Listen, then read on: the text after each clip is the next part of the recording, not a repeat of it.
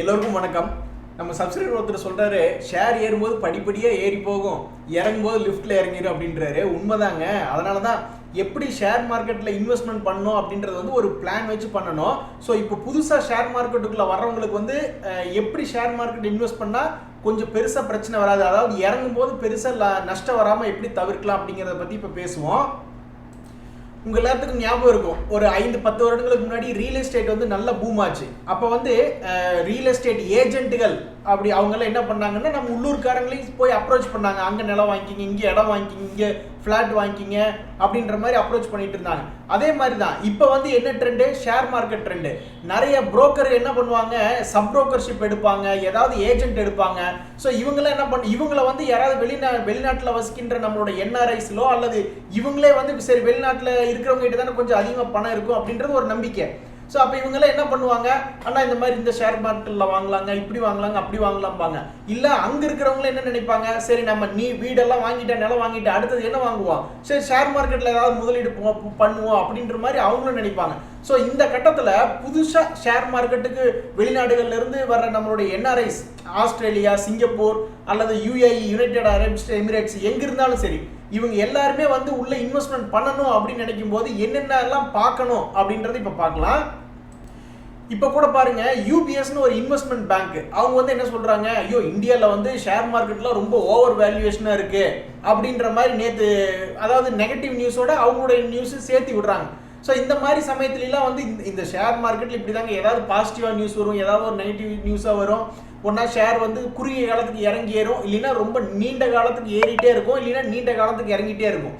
So இந்த மாதிரி சமயத்தில் எந்த ஒரு காலகட்டத்துக்குமே அசைச்சிக்கவே முடியாத மாதிரி ஒரு நல்ல investment plan, investment method, investment technique அப்படின்னாங்க எஸ்ஐபி தாங்க. அது பேரே வந்து சிஸ்டமேட்டிக் இன்வெஸ்ட்மெண்ட் பிளான். சரிங்களா?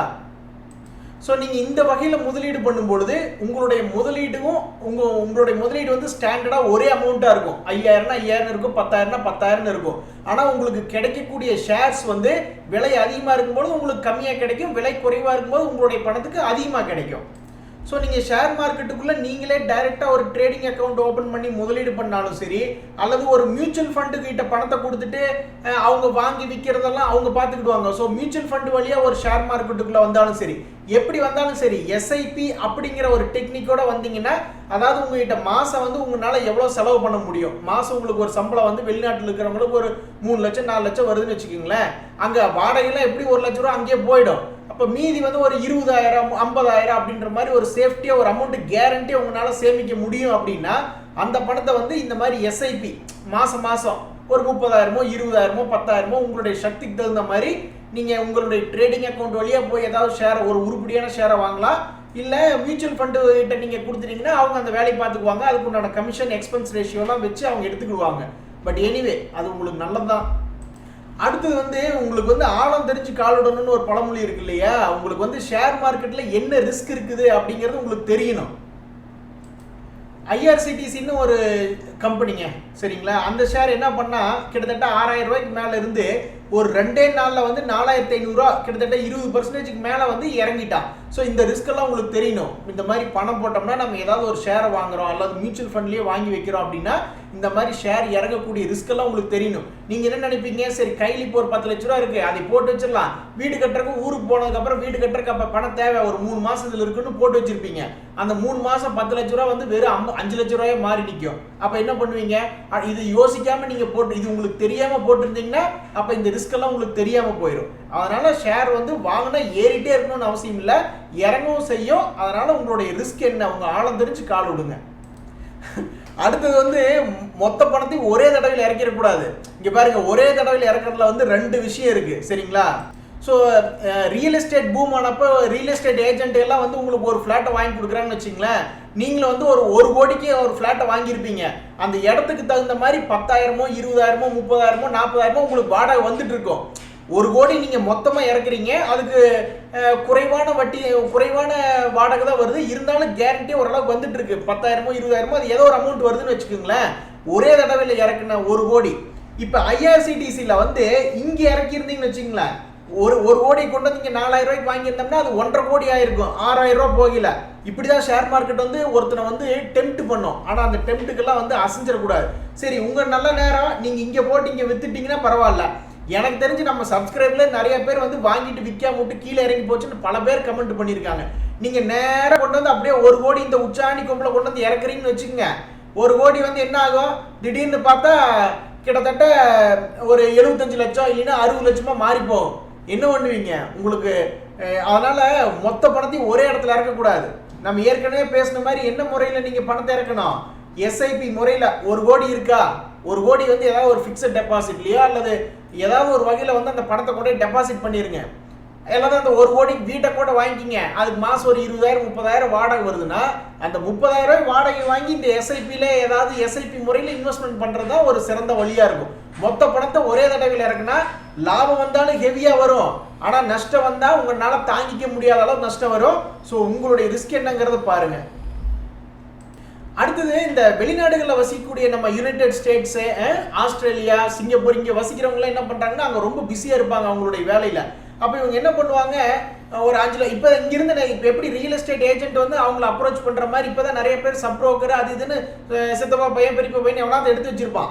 அந்த சப் புரோக்கர்லாம் வந்து என்ன பண்ணுவாங்க, இந்த மாதிரி அப்ரோச் பண்ணுறாங்கன்னு வச்சுங்களேன்.